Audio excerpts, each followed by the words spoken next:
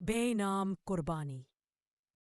قربانی ہمیشہ وہ نہیں ہوتی جو عید کے دن جانور کے خون کے ساتھ دکھائی دیتی ہے، بلکہ وہ بھی قربانی ہے جو کوئی خاموشی سے دیتا ہے، جس کا کوئی اعلان نہیں ہوتا، کوئی تعریف نہیں کرتا، اور جس کا اجر صرف اللہ کے ہاں محفوظ ہوتا ہے۔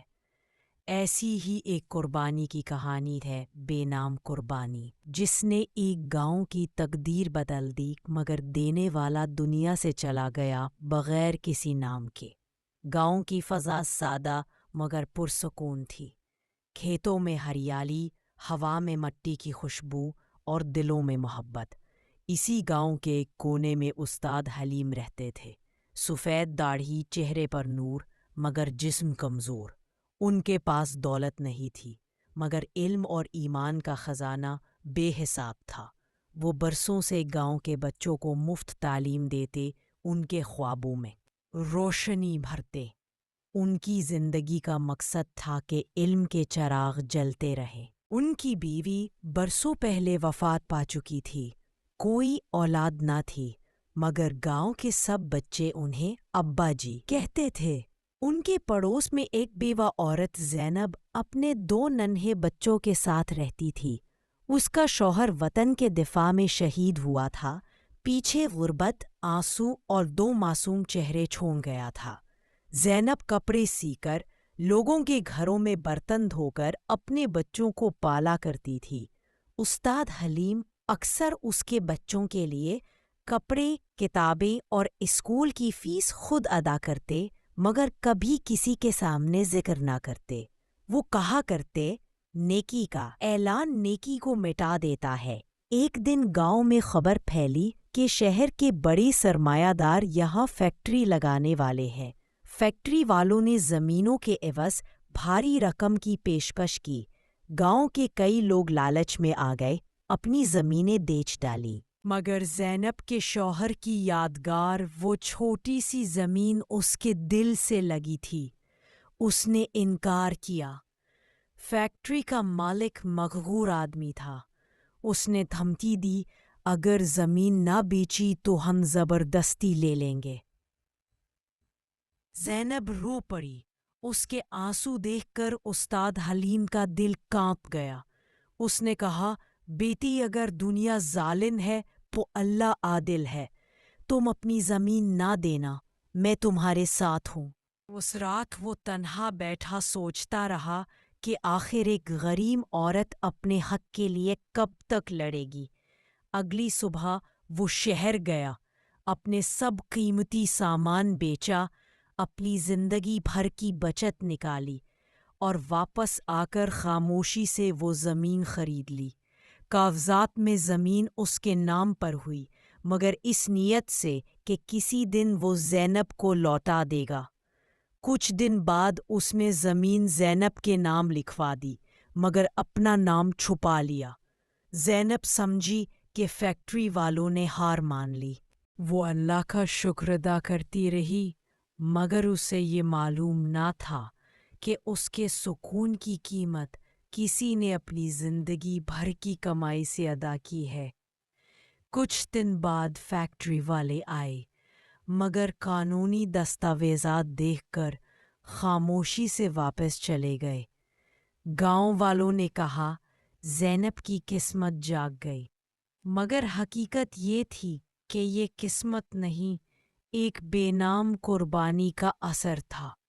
دن گزرتے گئے، استاد حلیم کی صحت بگڑنے لگی، کھانسی، بخار، کمزوری، مگر چہرے پر سکون کا سمندر تھا۔ زینب اکثر کھانا بھیجتی، بچے ان سے قرآن پڑھتے، اور استاد حلیم ہر بار یہی کہتے، بیٹی، کسی کے کام آنا سب سے بڑی عبادت ہے۔ ایک دن زینب کے بیٹے احمد نے کہا، استاد جی، ہم بڑے ہو کر آپ جیسے بنیں گے۔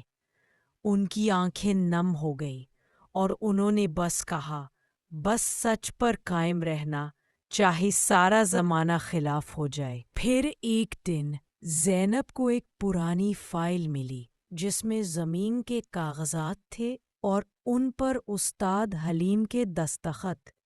اس کا دل لرز گیا۔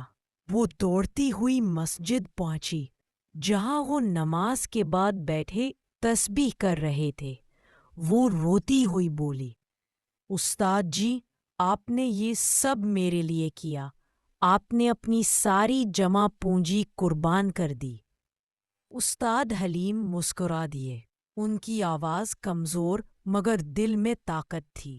بولے، نیکی دکھائی جائے تو وہ تجارت بن جاتی ہے، عبادت نہیں۔ یہ قربانی بے نام رہنے دو، کیونکہ بے نام قربانی ہی سب سے بڑی عبادت ہے۔ زینب نے ان کے ہاتھ چوم لیے اور آنسوؤں میں کہا، آپ نے ہمیں جینے کا حوصلہ دیا، ہم آپ کو کبھی نہیں بھولیں گے۔ وقت گزرتا گیا، استاد حلیم کے قدم کمزور ہوتے گئے مگر دل میں روشنی بڑھتی گئی۔ ایک رات وہ مسجد میں عشاء کی نماز کے بعد بیٹھے قرآن پڑھ رہے تھے۔ جب مؤذن فجر کی اذان دینے آیا تو وہ سجدے میں جا چکے تھے۔ ان کے چہرے پر مسکراہٹ تھی جیسے کسی نے اپنی روح اللہ کے سپرد کر دی ہو۔ گاؤں والوں نے جنازہ اٹھایا، آنکھوں میں آنسو، دل میں خاموش احترام۔ زینب کے بیٹے ان کے سرہانے کھڑے تھے۔ احمد نے کہا، یہ وہ انسان تھے جنہوں نے ہمارے لیے سب کچھ کیا مگر کبھی نام نہ بتایا۔ فضا میں ہلکی بارش شروع ہو گئی، جیسے آسمان بھی اس بے نام قربانی پر رو رہا ہو۔ سالوں گزر گئے، احمد بڑا ہوا، تعلیم حاصل کی، شہر گیا، اور جب واپس آیا تو اس نے استاد حلیم کی یاد میں ایک اسکول قائم کیا۔ اس نے اسکول کا نام رکھا بے نام قربانی ماڈل اسکول۔